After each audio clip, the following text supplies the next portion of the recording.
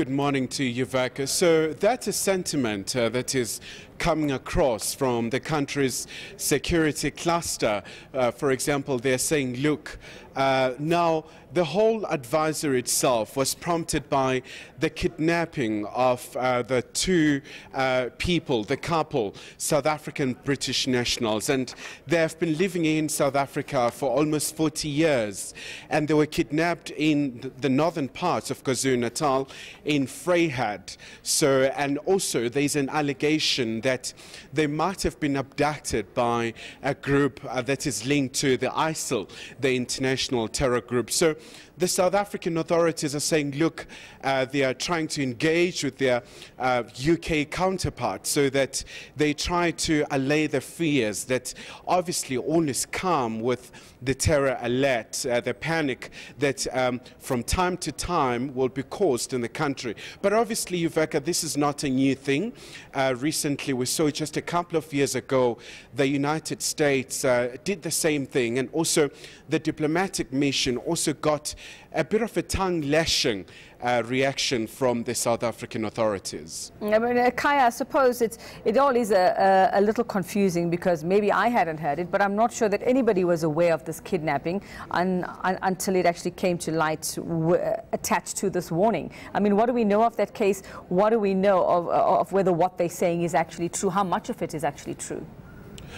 Well, exactly, Yuveka. It's a bit of a very confusing situation. But what the Hawks are saying, for example, is that two people have been taken into custody, and on the 1st of March they'll be appearing in court.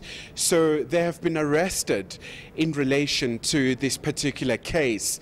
But then the couple itself has not been found. So the police are still trying to get the couple. So this is the major incident that has been at the center that saw the travel advisory being updated and the British authorities raising concerns about these terror attacks which may happen in South Africa.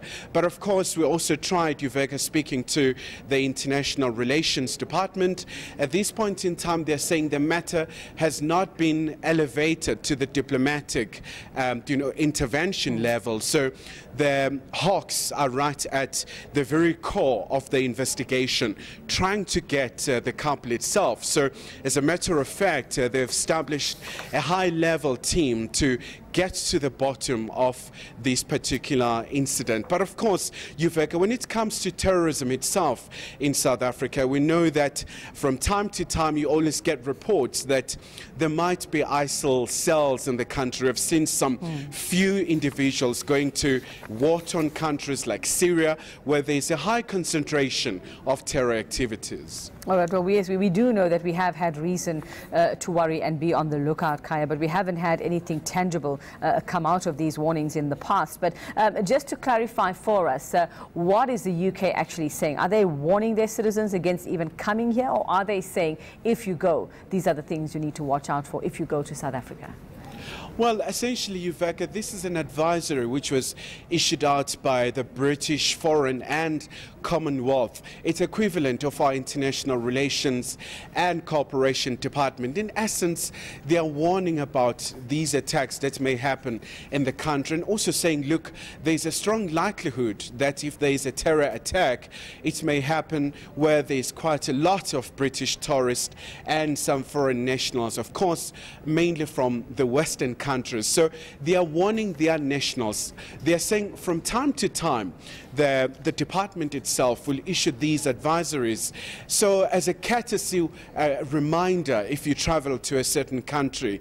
And obviously, Yuveka, but what is very interesting about these warnings, the advisory itself, is that in all likelihood, from what we read from time to time, is that they do cause at times the diplomatic tension, because if you come and say in a certain country there'll be an attack with, for example, authorities here in South Africa saying, look, there is no imminent attack that they know from their side. They don't want to see any panic, because if there is an advisory of this nature, so there is likely, just a sort of a tension that may happen in the country with people panicking.